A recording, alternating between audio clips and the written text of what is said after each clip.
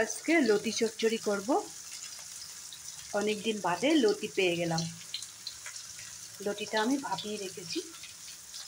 আর একটা জিনিস দেখাই নেই, তার জন্য একদম খারাপ পাবে না।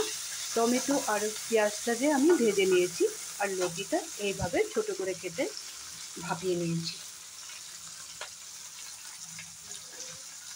এখানে আছে পেঁয়াজ আর টমেটো, এটা ভালো করে ফ্রাই করে নেব।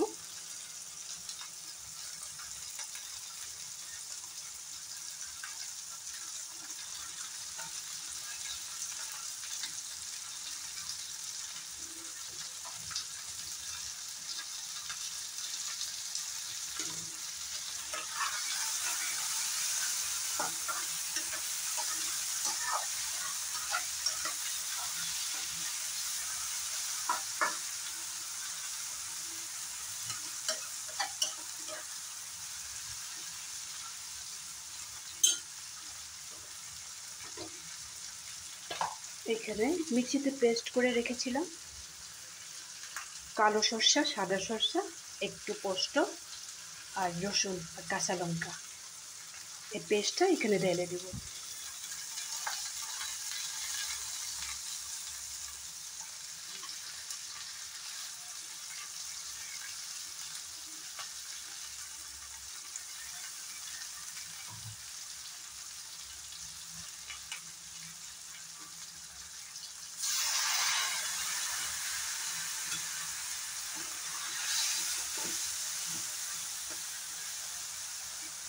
আবার একটু সময় ভালো করে ফ্রাই করে নেব।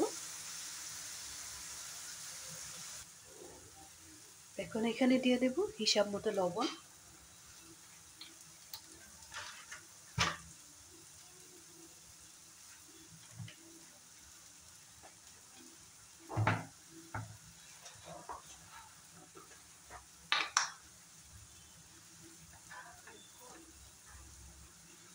একটু হলদি পাউডার,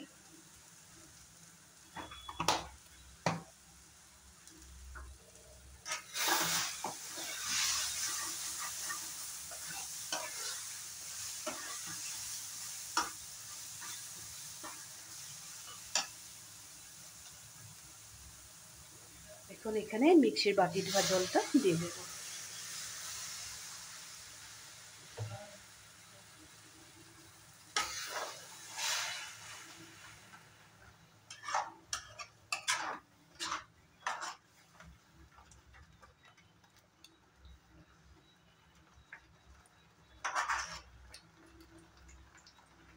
এখন এখানে দিয়ে দিব ভাপিয়ে রাখা লতিটা।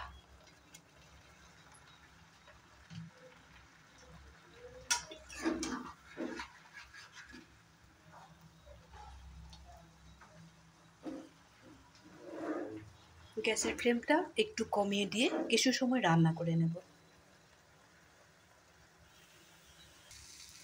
লতিটা এক সাইড খুব সুন্দর করে হয়ে গেছে। এখন আমি একটা থালায় ঢেলে নেব। এটা যদি আমরা হাতা দিয়ে বেশি ঘাটাঘাটি করি তাহলে ভেঙে যাবে। এরকম করে নিয়ে নিলাম, আবার দিয়ে দেব।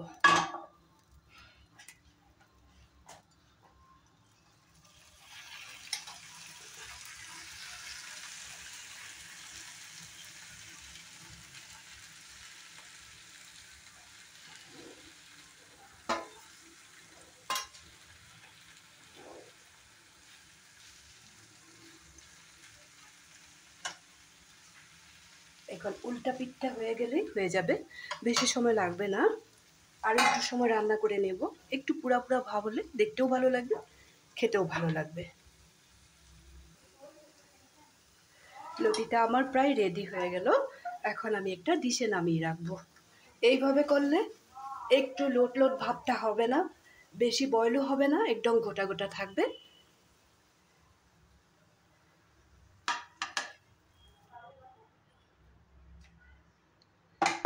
এখন গ্যাসের ফ্লেমটা অফ করে দেবো। এইভাবে করলে ছোট মাছ দিয়েও খাওয়া যায়, চুটকি দিয়েও খাওয়া যায়। তোমরা ওইভাবে করে দেখবে একদিন বাড়িতে। আমাদের এখানে খুব কম পাওয়া যায়। আজকে ভাগ্যটা খুব ভালো ছিল, পেয়ে গেছি সকালবেলায়। কচুলতির রেসিপিটা যদি তোমাদের ভালো লেগে থাকে তাহলে লাইক শেয়ার কমেন্ট করতে একদমই ভুলবে না। ভালো থাকবে, সুস্থ থাকবে, সবসময় আমার পাশে থাকার চেষ্টা করবে। আমার জন্য একটু সময় বের করবে তোমরা। বাড়িতে বানাবে এইভাবে, খুব টেস্টি হয় খেতে। কিন্তু এর সাথে যে ডালটা যে খাবে এটা একটু টক ডাল হলে খুবই বেশি ভালো হয়। তাহলে আজকের জন্য রাখি। ভালো থাকবে, সুস্থ থাকবে।